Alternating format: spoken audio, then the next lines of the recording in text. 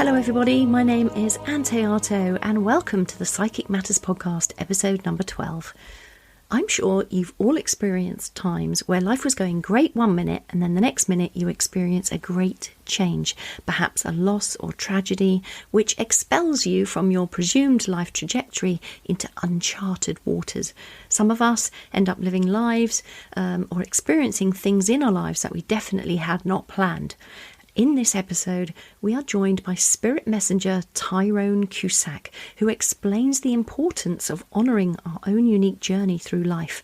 When we face our suffering head on and overcome our challenges, we inevitably feel more capable and more skilled.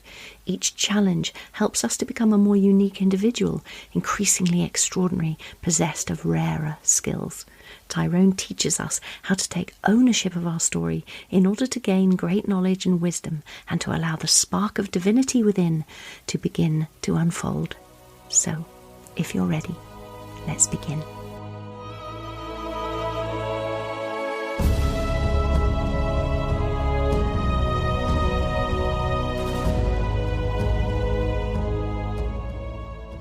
I have a great friend on the show this week. This gentleman, and he is a gentleman, is one of the most uplifting souls I have ever had the pleasure to have met. You can probably hear me beaming from where you are at the moment. His presence always makes me feel joyful, and his incredible ability to connect with the spirit world makes him one of the most talented psychic mediums that I know. His work has taken him across the world, and he is here in the studio today to share with us his own particular story. Tyrone Cusack, welcome to Psychic Matters. Bless you, friend. Thank you so much for inviting me and for that great introduction. It's a pleasure. I just wanted to say quickly before we started, and I'm so blessed to be a part of your manifestation process with this podcast. And I think your vision and well of knowledge is just absolutely amazing. So thank you so much for including me in this. Oh, thank you. It's great, but it's nice to be able to share everybody's knowledge, isn't it? Inviting all these people that we both know to just share what they know and just spread the word, sort of thing. Absolutely. That's great. And I think it's fantastic to just get more exposure and get that information out there for those that are interested. So yeah, exactly. Thank you for having me. It's always a pleasure. I love having you around. You're just always so fun. So Ty, tell us, let me hand over to you. You begin wherever you want to begin on your story. Well, I thought what was quite interesting to me prior to obviously hitting the record button was maybe talking about a theme of your story is your power. And I feel the inspiration for this is that whether living or passed into the spirit world, each story is unique. Each story holds value. I believe your story is your power because you're not living anybody else's life, you're living your own. And I think to some degree, we can all get caught in our story. Get caught in what our story is perhaps lacking or what it is not, rather than the power of what our story actually is. And just because others might not value you or your story, that doesn't make it any less powerful. And that's very, very important to remember.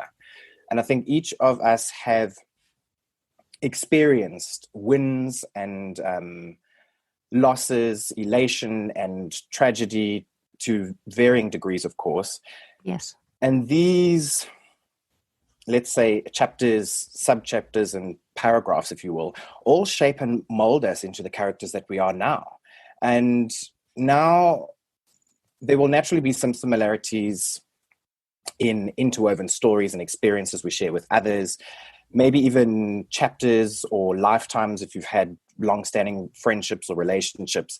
But that's what makes your story unique. That's what makes it magical. And I feel when we allow ourselves to reflect and become reacquainted with our story, that's when we align with our authenticity. And the minute we take ownership of our story, all that knowledge and wisdom from lessons learned begins to culminate and manifest in a plethora of ways. And I think when we become invested in our own story in a non-egoic way, we become our power, and we can honor that divine greatness within us. And when that happens, man, some truly transcendent experiences can begin to unfold, because at the end of the day, we are the author of our story. And it's good to remember that if you find yourself in a challenging situation, this really is only one moment in a greater teaching experience. And I personally had to remind myself of that this week. So if you're listening, I would say take this moment and pat yourself on the back and say, my story is my power, because it really is. And let that energy build within you. Gosh, I love this, Tyrone, because there's so many of us that think, well, when you were saying about we look at what we lack rather than what we do have, because we sometimes think, oh, my life should have gone this way. I really had my life mapped out and it was going to be like this. And actually, it didn't end up like that at all. It didn't turn out like that at all. Yeah. Yeah. And then you're sort of left with the scraps and you're trying to make something of that. But there is a great power within that. So, yeah, tell us more. Share more with us. This is fascinating. Yeah, you know what? I've had certain experiences, as we all do. And it's very easy to sort of become distracted or very naturally compare ourselves to others. I mean, and to some degree, I think that's healthy, but I think it's very easy to fall into the trap where you compare yourself to what you are lacking, instead of really honoring and bringing to the forefront what your strengths are. And to some degree, even your weaknesses, because those weaknesses actually allow you to experience new things and put you out your comfort zone. And I think as long as you can remind yourself that your story is your power, that it is uniquely different to everybody else's, you make it your own. You make it your own, because nobody's doing your story. You're doing your story. And that's what makes it powerful. Yeah. And also, I think that even though I look at my own life, I had a great dream I would go to Hollywood and be this fantastic, famous actress, and it never happened. Well, never say never. Well, yes, indeed. Maybe it's still on the cards for me. That would be fabulous. Yes, please. Any directors listening, don't forget contact me. Yeah, you can come with me, right? But my life ended up being one of single parent bringing up 2 children, and that was a very different experience. But there were so many interesting things that happened within that time for me, and I really grew as a person and as a soul. And if that hadn't happened and my life hadn't taken that direction, I wouldn't be the person I am now. So we do have to honor what we've gone through, I think. Absolutely. Warts and all. Yeah Because it really does shape who you are now, and it helps you sort of bring to the forefront what it is that you're wanting to do, and really take the pen and confidently write where you want your story to go. Yes, because we can with focus and intent drive our life towards what we want to achieve and attain. Absolutely. I agree with you. And I think energy follows thought. So when we can sort of take ownership of our story and start making the necessary changes to bring us into the best versions of ourselves. Yeah, so the future is unscripted. Yeah, exactly, and it's exciting. So let's talk about you then, Ty. What tell us your story. Where did this all begin for you? My story, I would probably say my earliest memory in stepping into the shoes of a psychic medium was when my sister came home. My sister was born, and she came home my parents brought her home from the hospital, and I got to hold her in my arms for the first time. And obviously at that age, I wasn't aware what a psychic or a medium was, or spirits and that sort of thing. But when I held my sister, there was definitely a soul-to-soul connection. There was a bond that was made. And although I didn't necessarily have the intellectual capacity to understand what it was, I knew what I was feeling. And then life went on, and I think when I was around 6 or 7, my great-gran was living with us, and she got really, really ill and ended up passing away, bless her. And I remember seeing my sister and my mom being incredibly distraught, which is completely natural. And I could feel my compassion and empathy, but I wasn't crying. There was like a knowing in me, knowing that, or questioning, why are they so sad? Because I know that she's okay, she's fine. And it was only later in life that you sort of, these more and more spiritual experiences began to unfold.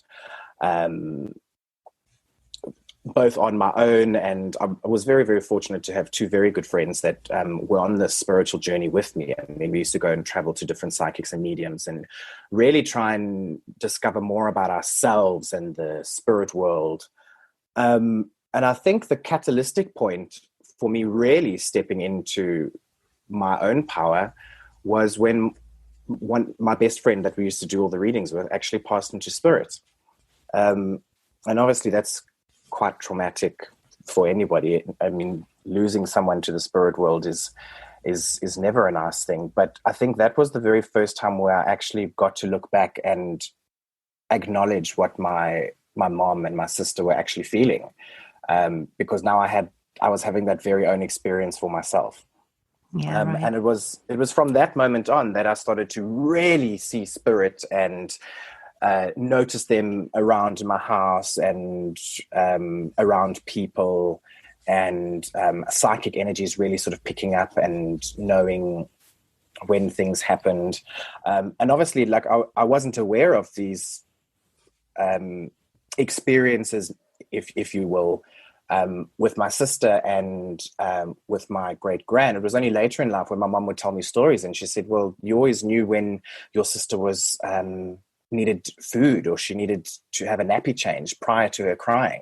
And then it all started to make sense. The puzzle pieces started to fit together. And it really, I mean, I'm still in the journey now. Yeah. It's not yet finished, but the journey was to sort of reflect and just become one with how my story was changing.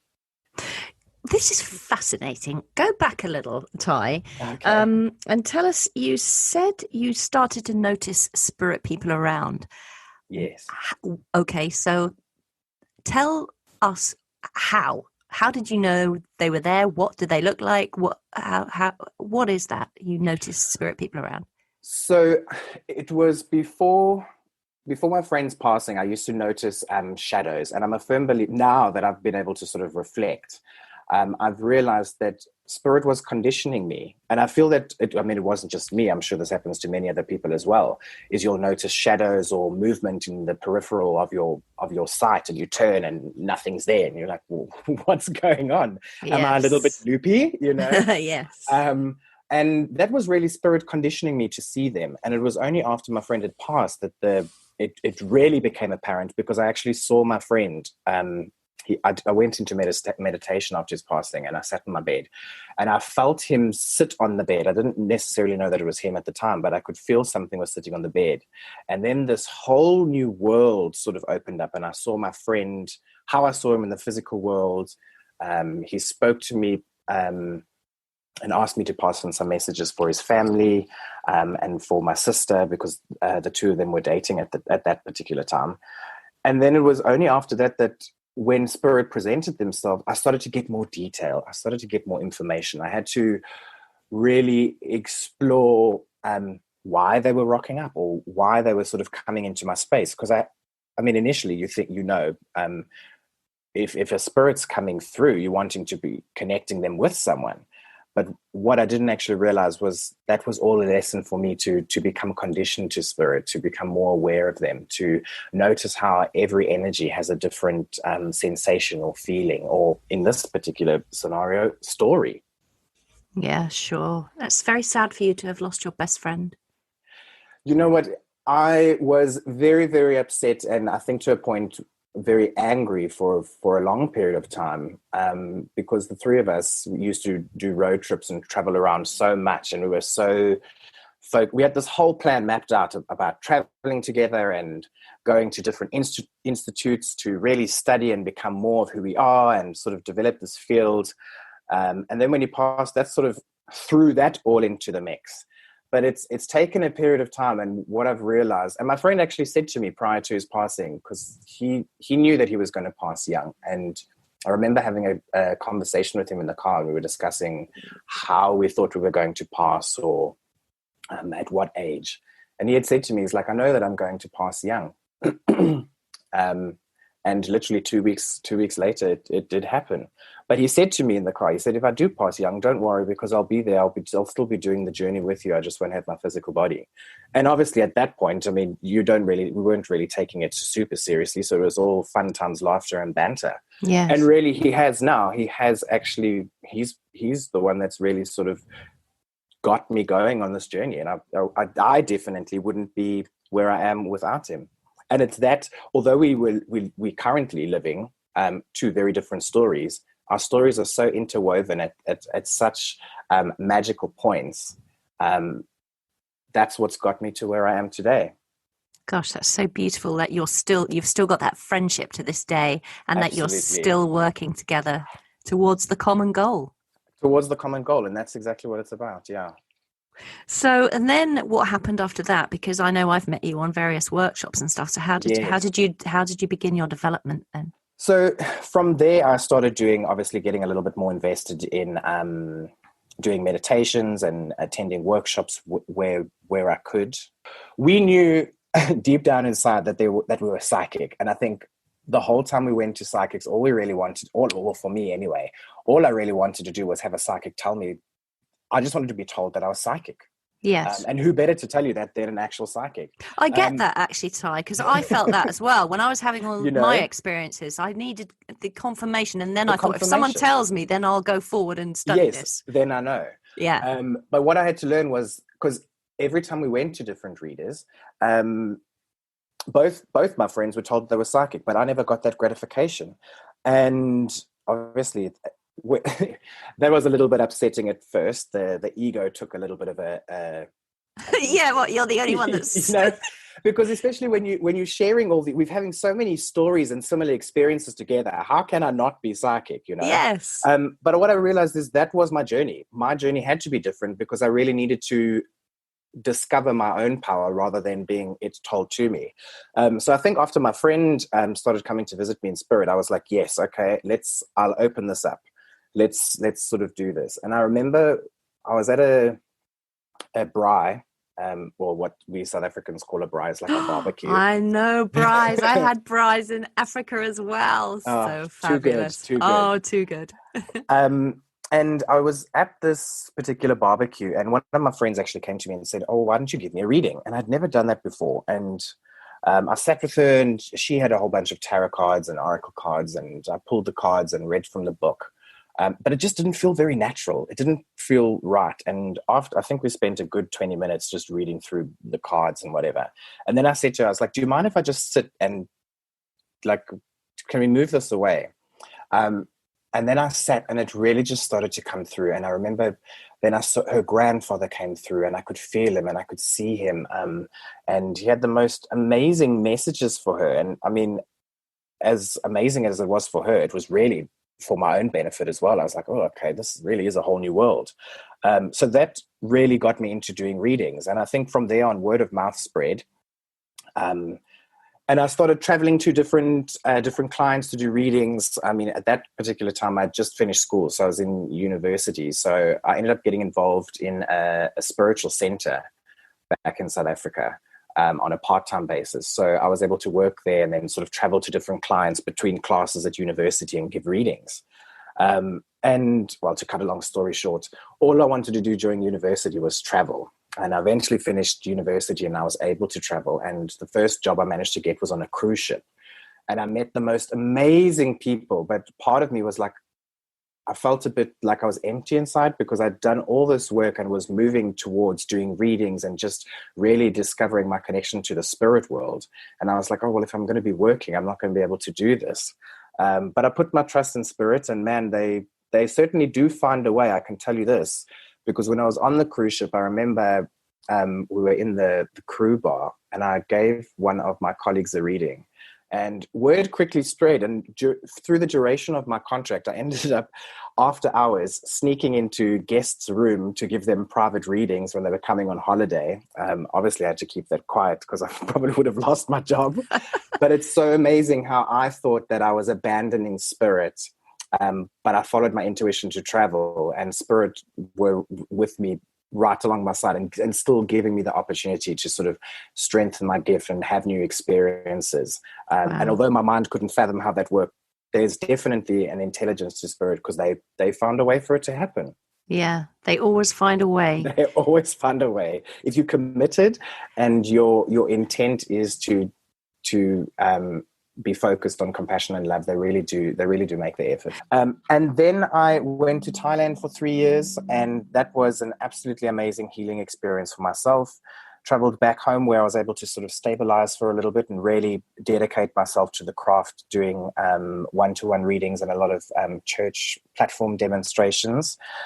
And then I really wanted to sort of upgrade myself and step it up a bit with the training and the learning. And for me, the only place that I was able to do that was London.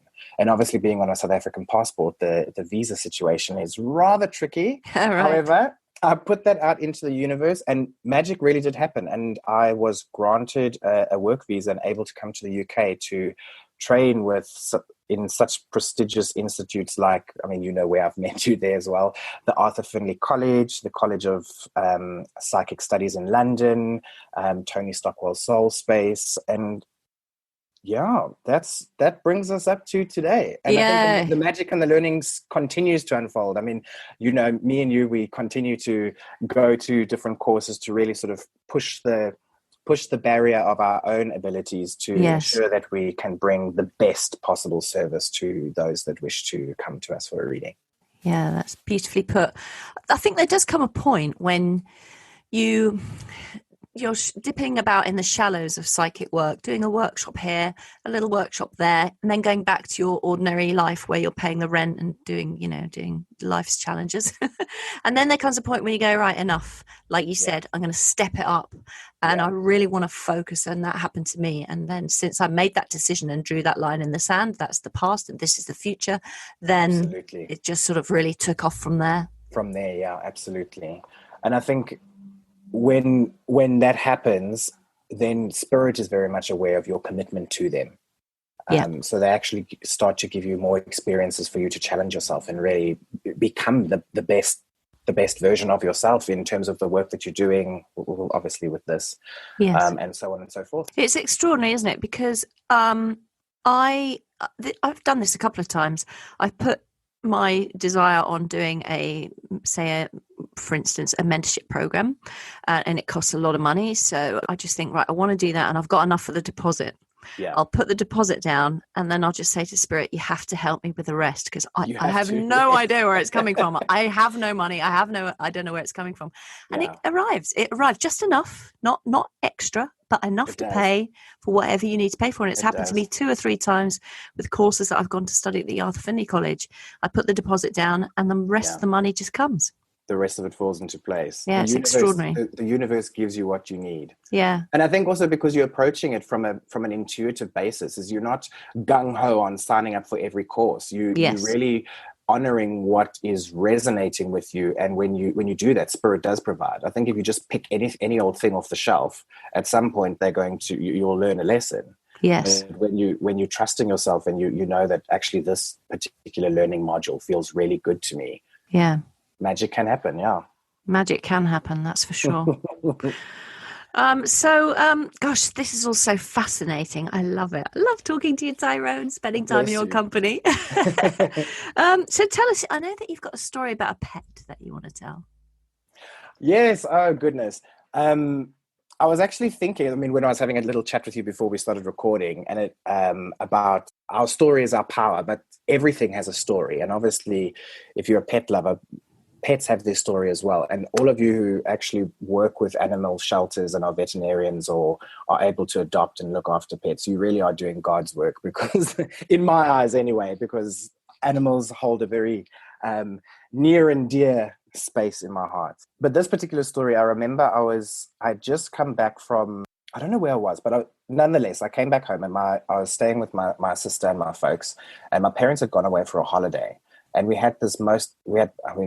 only had bull terriers until recently. And I had this beautiful bull terrier called Magnum. And such a great name.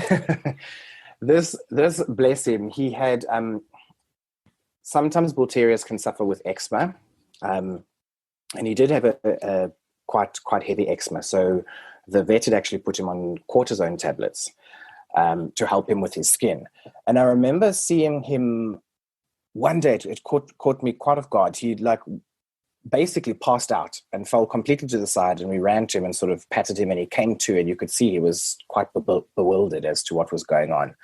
And I was like, that's something, like that red flag goes up, that trust the niggle. Yes. Anyway, so I left it, and it happened another time. And on the second time I was like, no, right. This is not right. Come sit with me, my friend. And we sat there, and I was like, what's wrong with you? What's going on? I was like, this is not like you. And again, like my sister, that soul to soul connection, when you allow yourself and ask to connect heart to heart, you can be very surprised about what information comes through. Anyway, my dog had told me, he's like, I've got a heart murmur. I mean, not so many words, obviously, but he said, I've got a heart murmur and the cortisone tablets are too strong. And this was basically what I was feeling from his soul energy. And I was like, right, okay. So I called my sister and I was like, let's go to the vet. Got to the vet, and obviously the vets don't know who we are, but they're very good at remembering your pets' names. Yes.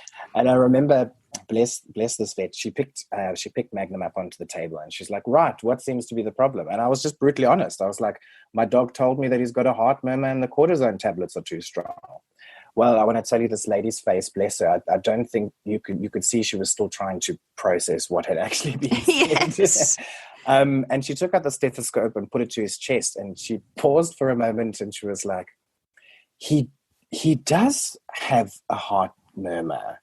And then she very gently put the stethoscope down and was like, just give me a second, I'll be back.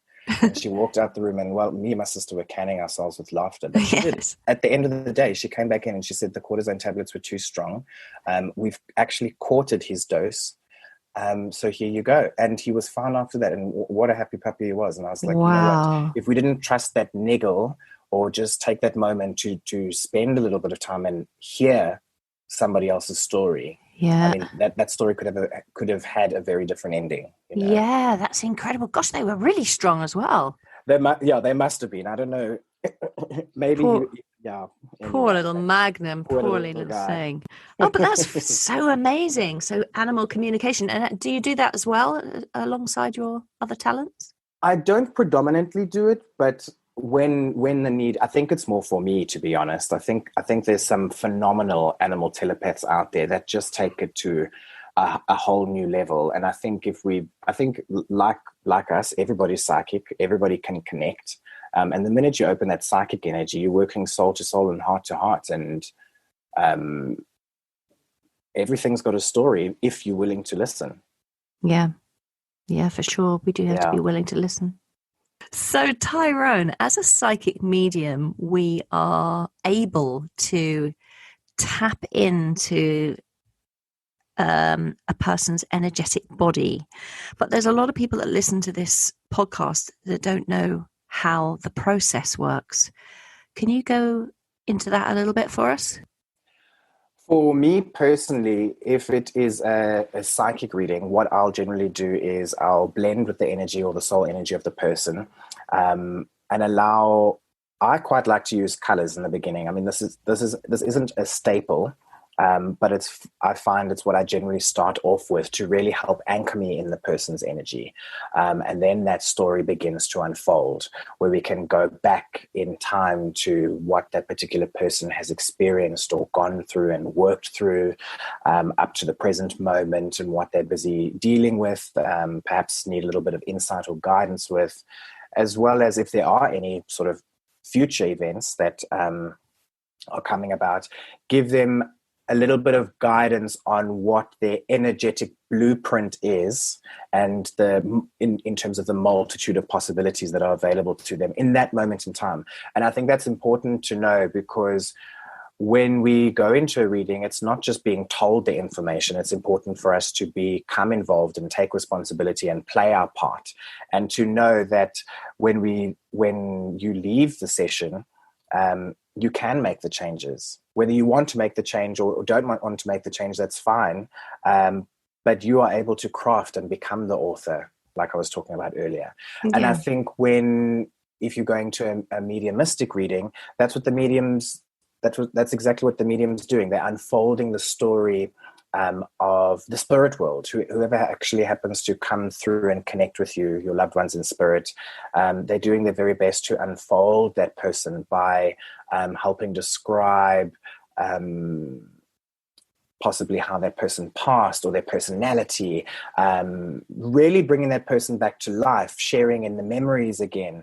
But I think it's also important because mediums will also work with spirit to bring through information on what's going around in your current life to show that spirit is actually very present with you now. It's not just about what was, but it's about spirit being around you and is supporting you and continuing to work with you. And they know when certain events are going on in your life, and it's nice to have that validation. So, I mean, we as psychic mediums try our best to bring that information and message across in terms of unfolding your story as best as possible. Thank you. That's a great explanation. Thank you. So when you work, Ty, how do you work psychically with somebody? If you're giving a psychic reading, so for instance, I did a psychic reading for a wonderful lady yesterday, and as I tuned into her, the first thing I became aware of was her shoulders. And then through being aware of the sort of weight on her shoulders, I was able to start to unravel what was happening around her and why she felt she had the weight of the world on her shoulders. And the story unraveled from there. So when you're working with someone, how does because you've already said we all work very differently, how do you work? That's a very good question. I generally like to connect and blend with the energy of my client. I quite like to use colors in the beginning. So I'll actually ask a particular color or just become aware of their sort of auric energy and the colors that are involved there. And that's really just to ground me. For me personally, that's really just to ground me in the energy of the person that I'm reading for. So like you said, so the story can begin to unravel. Yeah, so that's like your starting point. Exactly, your starting point. And usually what I'll do from there is allow the energy to move into a particular area of their life where they might be focused on. So perhaps relationship or career. And I almost let the color lead me into that particular area to expand on it. And it's quite fascinating for me because the colors that generally come through all blend into each other. And that's really what you're wanting to do is in a reading is you're wanting to go full circle. You're wanting to take where that person has come from and see where that person is now and where the potentials or the possibilities are of them going. And I think that's how you could, like you did with yours, recognizing, bless her, the weight that she was feeling on her shoulder. So you can actually start peeling those layers back and giving her the tools and the insight to recognize what she might be experiencing. Because I think a lot of the times is we think we know, but that in there lies the problem is we think, we don't feel. And so, and for me, so when I'm working, how that works for me is as I blend my energy with hers, I'm almost drawn to look at her shoulders. I'm almost drawn to feel a weight on my own shoulders. And so I know that is the major, and interestingly enough, at the very end of the reading, that was the sole reason that she'd come, because she felt this, she had the weight of the world on her shoulders. And I guess for me, it starts to, so it's an energetic feeling. I feel it in my energetic body. I feel it in my physical body. I see it in her body. And then it leads on to imagery that comes into my mind. So I'm just asking for you work with colors. I'm just kind of trying to work out the process for people to learn how we do it, because it seems like a magical, mysterious thing. So for you, what is your, is that the same for you, Ty, or does it work slightly differently for you? I think every person is different. So I generally give over to their energy to see what unfolds. But like I mentioned earlier is colors seem to be a theme. And then that will sort of evolve into sensation. So like you, I'll feel it in my ethereal body. Yeah. I also, if there's any sort of physical discomfort, that will become present in my own body, just to sort of really draw my awareness to it. Now, I found it quite fascinating that you actually looked at her shoulders, because for me, I find that I generally look away. Yes. Most of the times when I'm really reading or connecting or blending, I'm actually not physically looking at the client or at the person. I'm generally sort of glancing into the distance, but then I'll sort of let it build. And like you, I'm sure you might get sort of clairaudient sounds or imagery. I also, for me, I get certain references or symbols that I've sort of built up, my little spiritual toolbox, if you will, that means certain things to me. And I think because I've worked with my spirit guides, if I need to get to a particular point, they use that to sort of, I don't want to say speed up the process because that is wrong, but to help anchor into that energy a little bit quicker, to really start to unfold it in more depth rather than just, that's what I've seen. Yes, yeah.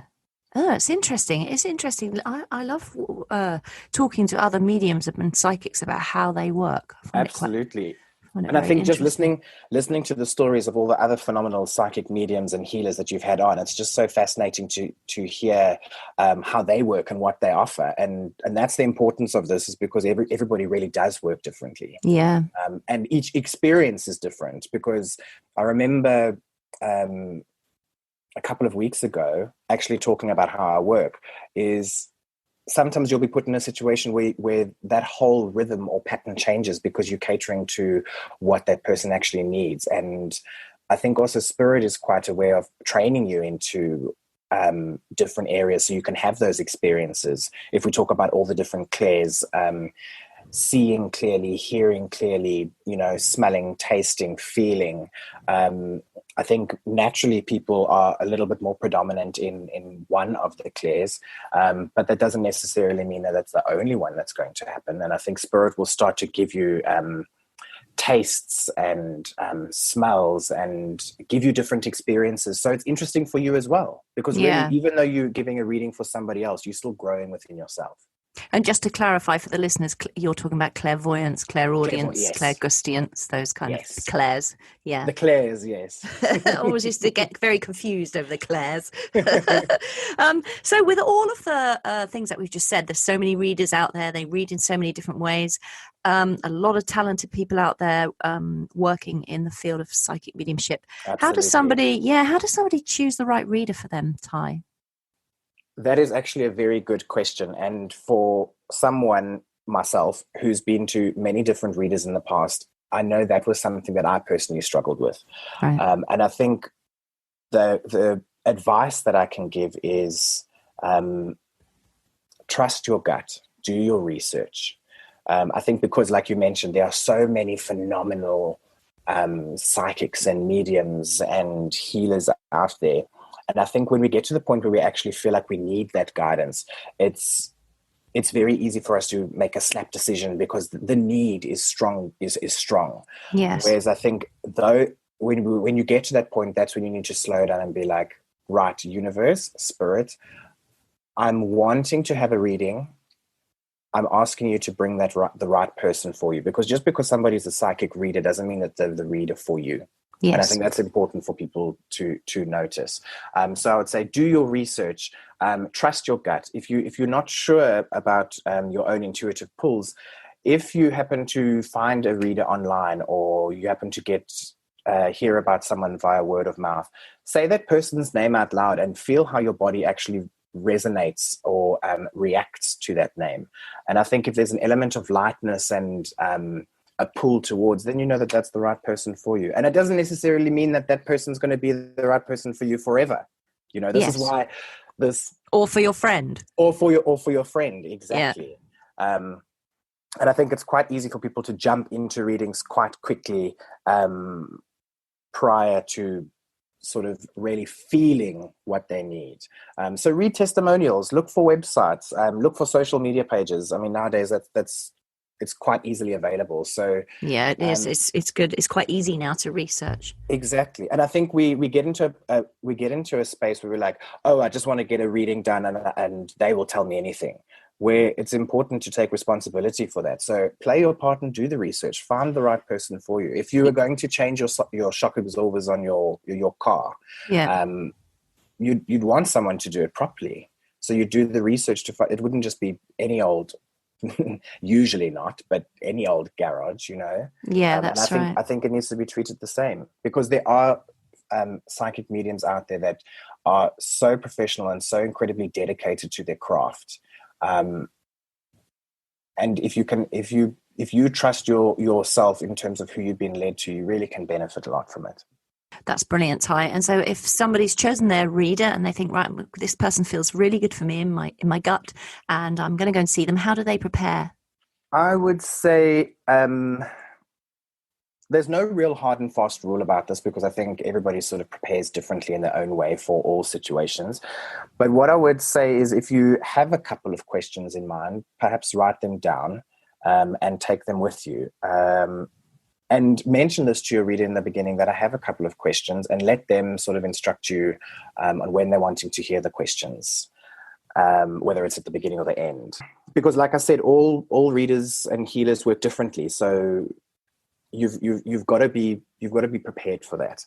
And I think if you're wondering what to expect, this is obviously different for everyone as well. But the biggest thing I'd say is go into the reading with an open mind. And then with the information that comes through, like I said earlier, play your part in your self-discovery, because I think it's very easy to have so many questions and be governed by the need to have certain questions answered, because it's quite strong in our mental self. But also, we as humans, we're so much more than just a busy mind needing to know the answers. So be open to your session, because it's a journey of your self-discovery as well. And you going there for information, but there's an element of spiritual healing and emotional soothing that can really come out of it. And I think if you go into a reading or expect to just have your questions answered about, am I going to get married and have 2 children and live with a white picket fence with a dog named Rover, I think if you go in with that mindset rather than an open mindset, you can really limit your experience, because you are so much more than just those questions. That psychic or that medium will do their absolute best to help unfold that story, to show you that you are so much more, and so you can bring these other tools into the work that you're doing or the life that you're living. Yeah, it's interesting. I know I've had people come to me and say, well, why are you here? Well, I don't actually ever really say to anybody, why are you here? But this happened to be a 15-minute quick in and out reading. So I had to get, what guidance would you like in this 15 minutes? What can I focus on for you? Yes. And they said, I don't know, just tell me whatever. And I'm like, well, why are you here? I don't know. My friend's having a reading, so I thought I'd have one. And that kind of lack of commitment, responsibility, and energetic input. It's very hard to read for people like that. It's a bit like taking your car to the garage, like you say, and just going, well, have a look at it. And you're like, well, what part of the car do you want me to look at? I don't know, just take a quick look.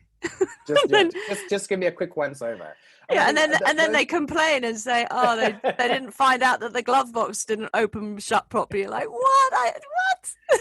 I think you've touched on a very important topic there. Is just because your friend is doing it doesn't necessarily mean that you need to do it at that time. Yeah. You should be pulled to do it. You should have a need. And I know I'm guilty of that as well, because when I used to go for loads of readings in the past, I think there was a period of times I went to 3 different readers and the story was the same. And I was like, what the hell is going on?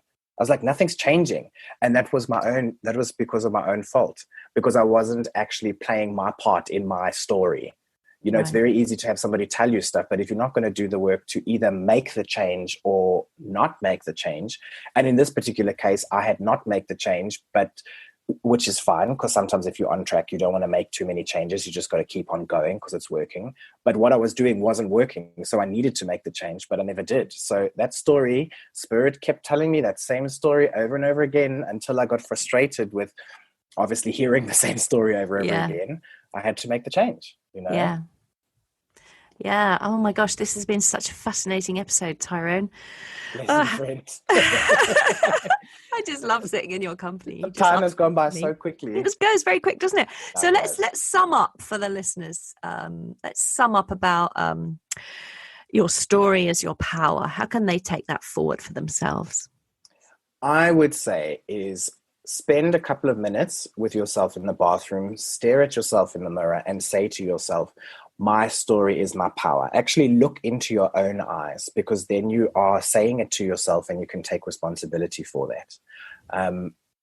And I think don't get stuck, and it's easy to say this even for myself, don't get stuck in the trivial stuff. It is only one moment in a greater teaching experience.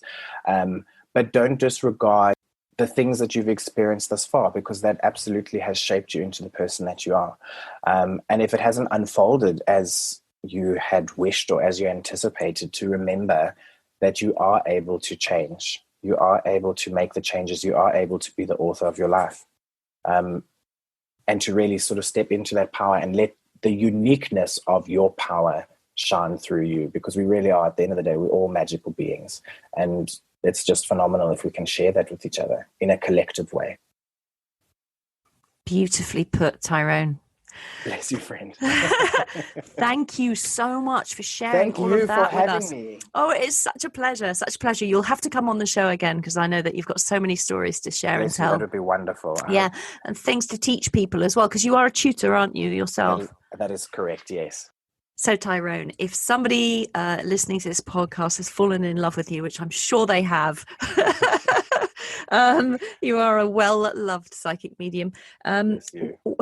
Where do they? What are you offering? You're offering, I believe, healing, teaching, and one-to-ones and private coaching, things like that. Can you tell us what you're offering? That is correct, yeah. Yeah. Psychic readings, mediumistic readings, training workshops for those that are looking to sort of develop their gift and discover a little bit more about their psychic senses and the spirit world. Yeah. And then obviously different events and public demonstrations, like you do, friend, like we've done. Yes, like we've done and will do in the future. And will do in the future, absolutely. And your website is what? Yes, if people want to get in contact, they can go to www.tyronecusack.com. If you can't spell Cusack, don't worry. You can also go to www.tyronespiritmessenger.com. And if you're looking to follow me on Facebook or Instagram, it's at tyronespiritmessenger.com. So I look forward to those that want to seeing you on the interweb. Excellent. Brilliant. Tyrone, thank you once again for coming on and sharing everything that you have so willingly and so generously. Bless you, my friend. Thank you so much. Such a pleasure. It's been just wonderful talking to you. Bless you. Thank you so much.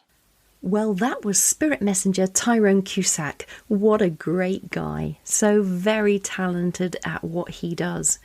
If you are interested in Ty's work, I highly recommend that you follow him on his social media platforms and keep a close eye on his website for new training programs and workshops, or if you would like a one-to-one sitting with him. All resources for this episode, including a full transcript and plus, importantly, how to reach Tyrone, are over on my website. So head over there and you can pick everything up. www.anntheato.com, ANNTHEATO.com. Have a little explore while you're there, because I've got some wonderful new meditations that you might like to try out. You might enjoy them. I know I say this every week as my closing phrase, but I am so very grateful to all of you Psychic Matters listeners. I've had some wonderful reviews for the podcast, and people seem to be really appreciating the content, which really warms my heart and makes everything worthwhile. All those hours of transcribing every word. Believe you me, it's quite a painful, time-consuming process. It does take 2 or 3 days to get each episode together. So please, if you're appreciating the podcast, please, I beg you, head over to Apple Podcasts and leave a written, honest review. So, thank you again to my wonderful guest, Tyrone Cusack, and to all of you out there who are listening. Be very kind to yourselves this week, and others, of course, and really give yourself a pat on the back for managing to get through all of life's challenges so far. There's a great saying, success is the result of good judgment. Good judgment is the result of experience. Experience is the result of bad judgment. Be kind to yourself. Be kind to others.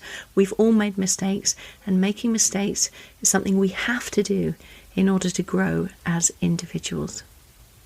Have a fantastic couple of weeks, everyone. Stay safe, and until next time, my name is Ann Théato, and thank you for listening to Psychic Matters.